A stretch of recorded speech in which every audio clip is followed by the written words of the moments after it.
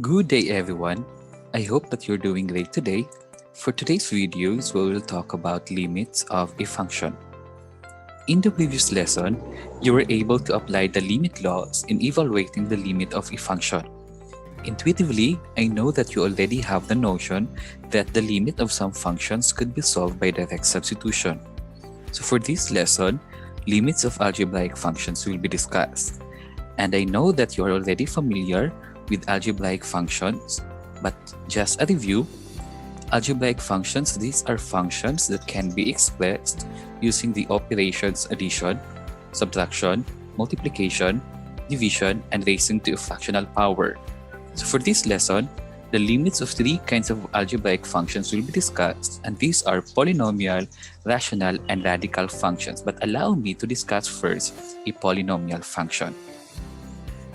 And I hope that at the end of the lesson, you'll be able to achieve our learning target, which is to evaluate the limit of a polynomial functions. So just a review on what a polynomial function is.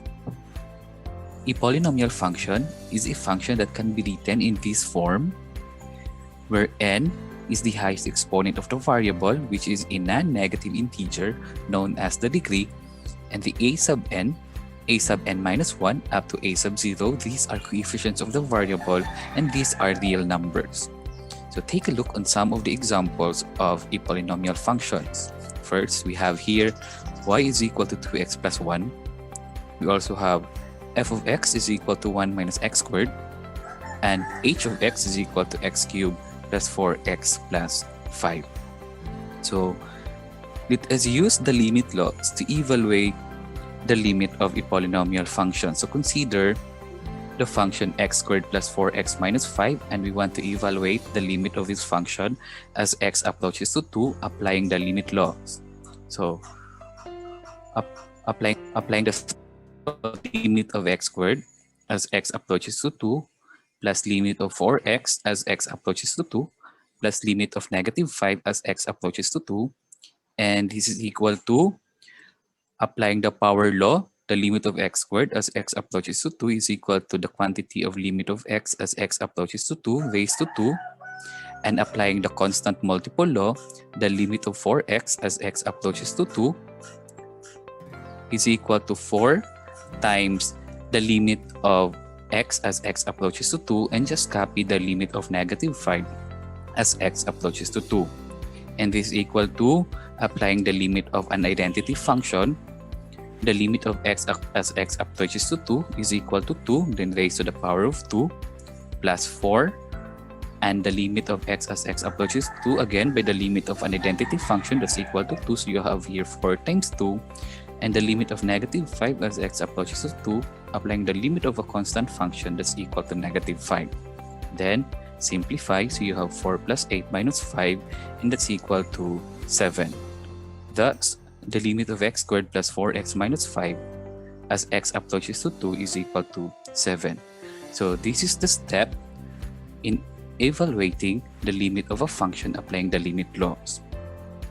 But another way of solving the limit of a function is by using this given theorem. The theorem 2.2.1 states that the limit of a polynomial function f of x as x approaches to c is equal to f of c. So what does it mean? It means that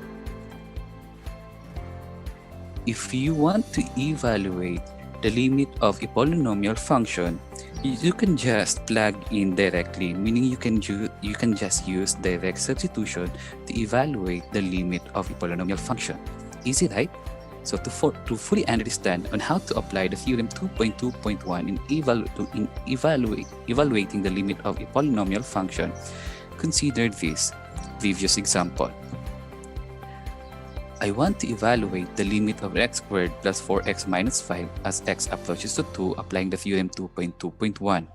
So this is equal to f of 2. So meaning, all you need to do here is apply direct substitution by substituting the value of your x as c, and in this given example, your c here is 2. So if you will substitute the value of your x as 2, so you have here 2 squared plus 4 times 2 minus 5. Simplify, that's equal to 4 plus 8 minus 5, and that's equal to 7. So therefore, the limit of x squared plus 4x minus 5 as x approaches to 2 is equal to 7.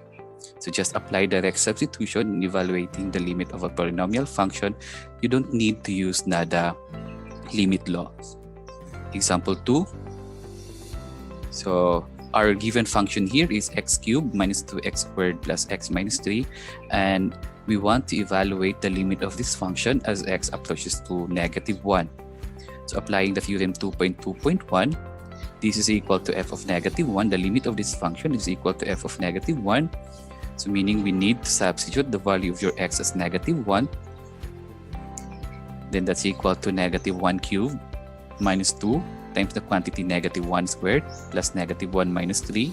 Simplify, so you have here negative 1 minus 2 minus 1 minus 3, and that's equal to negative 7. Thus, the limit of x cubed minus 2x squared plus x minus 3 as x approaches to negative 1 is equal to negative 7. So one more example to fully understand the concept. So we have here our given function is 5x squared minus 2x plus 3, still a polynomial function, and I want to evaluate the limit of this function as x approaches to 1. By theorem 2.2.1, the limit of that function is equal to f of 1. So we need to substitute the value of your x as positive 1. So you have 5 times 1 squared minus 2 times 1 plus 3. Simplify, so you have 5 minus 2 plus 3, and that's equal to positive 6. Hence, the limit of 5x squared minus 2x plus 3 as x approaches to 1, applying theorem 2.2.1, is equal to positive 6. So, our key point to remember in evaluating the limit of a polynomial function, remember that the limit of a polynomial function f of x as x approaches c is equal to f of c. So I hope that you learned something today, and for our next video is we will discuss on how to evaluate the limit of irrational function. So with that, have a nice day everyone, and see you in our next video.